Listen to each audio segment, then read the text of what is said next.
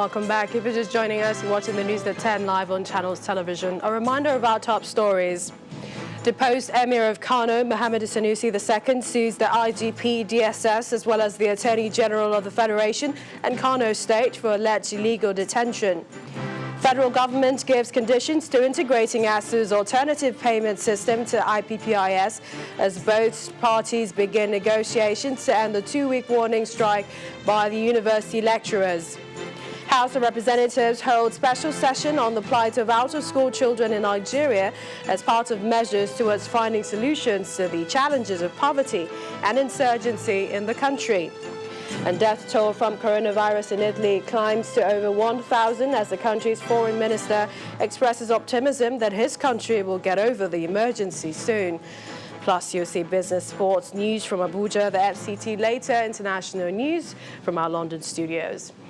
And now our website, channelstv.com, has more information on our top stories and others. Subscribe and watch Channels Television's live stream on YouTube and other social media platforms using your mobile device browser, or download the Channels TV app for Android, iOS devices from their respective stores. You can also watch us via your smart TV platforms, Apple TV, Android TV, Fire, and Roku TV.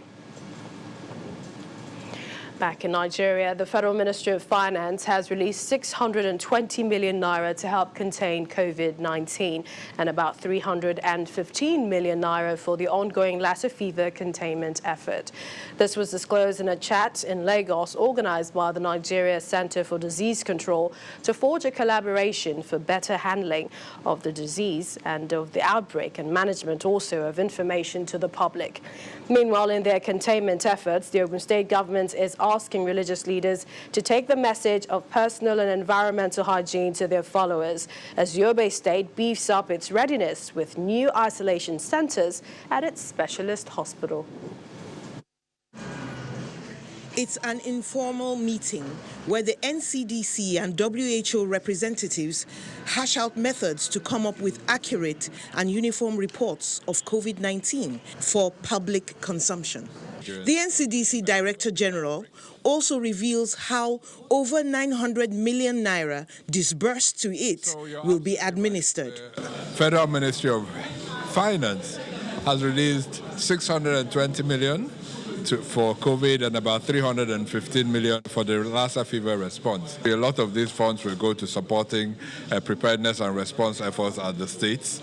But some of things have to be done centrally.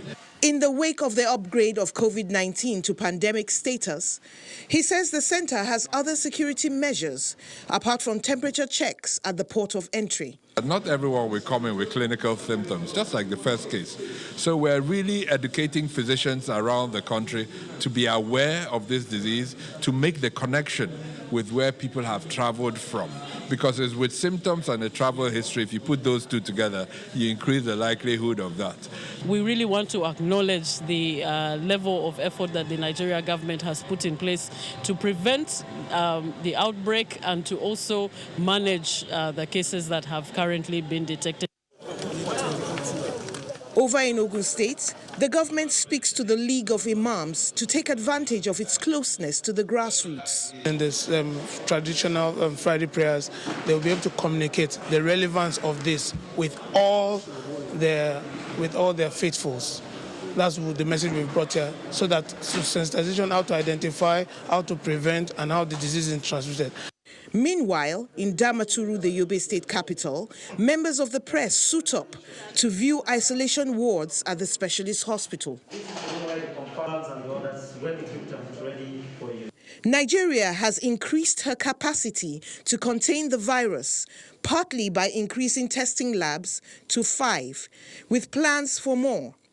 But the NCDC is asking members of the public to contribute to the effort by reporting suspicious symptoms using its toll-free numbers for advice and risk assessment.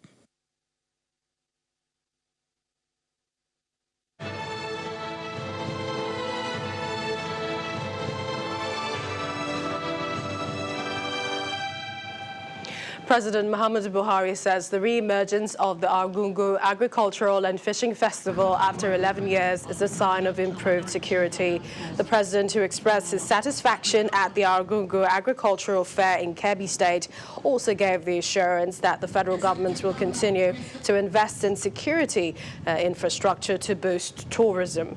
President Buhari admitted that insecurity created a lull in tourism and entertainment for many years, and that had a ripple effect on the economy. He vowed to promote policies that will stimulate more interest in tourism and entertainment. Our presence here today is the evidence of the government's commitment to restore security and expanding domestic food production as core mandate of our programs. We are all aware that this important cultural gathering was suspended for 11 years as a result of insecurity. Today, by the grace of God, this festival is back, and I hope back for good. We are not only celebrating the reinstatement of this important gathering, but we are also celebrating the remarkable progress made in restoring peace and security to this region and indeed our country. Furthermore, you will all recall that our food security program started here in Kebbi in 2015.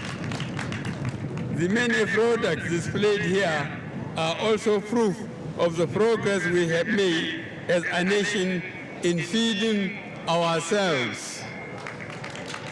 The farming, fishing, and pastoral communities have truly embraced our programs and have proven that we can produce what we need. Nigeria's President Muhammadu Buhari. Let's take you now to the seat of power, Abuja, where Linda Akigbe has some more stories. Good evening, Linda. Good evening, Millicent. We begin with politics. A meeting of the National Executive Committee of the All Progressives Congress, fixed for Tuesday, March the 17th, 2020, is set to hold without the embattled National Chairman Adams Oshiomhole in attendance. The ruling party, which has been embroiled in internal crisis for some months now, has replaced a banner bearing the pictures of Mr. Oshiomhole and President Muhammadu Buhari at the party's secretariat with a new one bearing only the picture of the president. Fielding questions from journalists, the acting national secretary of the party, Mr. Victor GAIDOM, says there is no court order served on the party mandating it to admit certain persons to the NEC meeting. As NWC, yes, we just concluded our meeting, and just to inform the public that the NEC meeting scheduled for 17th of March will still hold, and every preparation towards that meeting is in top gear. I want to use the opportunity to invite all NEC members to attend the meeting. So how prepared is your leadership for this meeting, and have you gotten assurance of the president of attending this meeting? Well, that is for us in the party, and I won't discuss that here, but I can tell you that every member of NEC is prepared to attend this meeting. So, are you aware of a court ruling this morning from Lagos saying that certain people must be part of this National Executive Committee meeting, otherwise it becomes irrelevant? Not to my knowledge. If he comes, how do you do? Because the court specifically said that Bulama and two others incorporated into the National Work Committee must be there. If he comes, what is the way forward now? We would like to see the court order. And if that happens, we'll refer back to our constitution, and then we'll take off from that point. Meanwhile, another faction of the APC has secured a court order restraining the National Executive Council of the party from going ahead with its meeting scheduled for next week Tuesday. The Federal High Court sitting in Lagos issued the restraining order, saying that unless a former Oyo State Governor Abiola Ajimobi and two others, Waziri Bulama and Paul Chukwuma, are allowed to attend. Justice Mohammed Liman, who made the order while ruling on an ex-party application today, also restrained the APC and its officials from disturbing, preventing, or obstructing Senator Ajimobi, Mr. Bulama and Mr. Chukwuma from carrying out their duties as party executive members. The ex-party application was filed by the Lagos State Chairman of the APC, Tunde Balogun, asking the court to compel the APC to recognize Bulama as the party's acting national secretary, Ajimobi as the acting national deputy chairman South, and Chukwuma as the acting national auditor.